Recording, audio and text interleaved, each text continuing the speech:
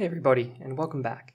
In this video, we're going to look at how we can install a copy of Rasbian onto our Raspberry Pi. Now to start with, what we're going to do is open up a web browser and navigate to raspberrypi.org/downloads/Rasbian.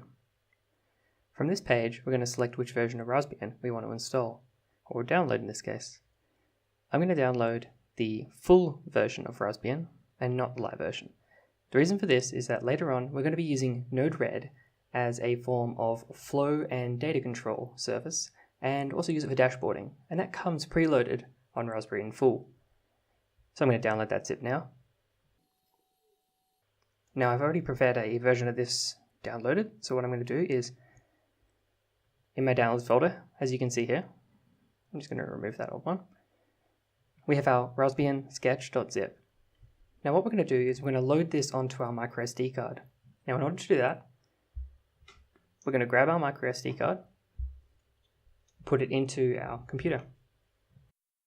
Now in this case, I've already got a copy on my microSD card. You probably won't. Now what you're going to do is download a copy of a program called etcher.io. You can get that from etcher.io. It's cross-platform, so it's available on every single system you're probably going to be using. Download the one that's applicable for you, and open it up. Now what we're going to do is we're going to select our image. In this case, it's that copy of Rasbian we just downloaded, and it's going to make us select our flash storage that we want to flash it onto. I've selected that microSD card that I've just inserted into my computer. Then we'll just hit flash. Depending on what operating system you're on, you might need to type in your password. And we'll give it a little bit of time in order to flash. Fantastic. Now once that's finished, what we're going to do is we're going to close off Etcher, and we're going to open up a terminal if we're on a Mac. And what we're going to have to do is enable SSH by default on boot, because we're not going to plug a monitor in order to manage our Raspberry Pi. So what we'll do is we'll type touch volumes boot SSH, and what this will do is it'll create a empty file with the name SSH in the root directory of this SD card that we've just flashed Rasbian onto. Now one thing you might need to do is unplug the SD card and then re-plug it back in before this will work. Yep, and as you can see, it's mounted the boot partition. So now when I run this command, if I open up boot, we should actually see that that blank SSH file is indeed created in the root directory of boot. Next, we're going to configure our Wi-Fi settings. In order to do that, we'll do something very similar, and we'll do touch volumes boot, and then we create a file called wpa_supplicant.conf. And then we'll edit that as well. I'll just use Nano to do that. And within this, we need to define a few settings. We need to define our country. And in my case, I'm AU. And that's the 2-letter country code.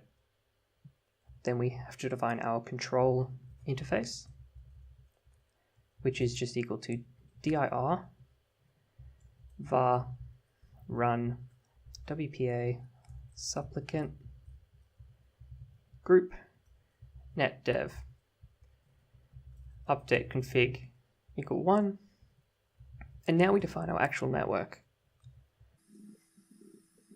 our SSID, which in my case is Perthcraft Wi-Fi, and then our PSK, which is just the password for our network. In my case, it's cats are cool. We close that off. We just save that file. Now what we just need to do is eject the SD card.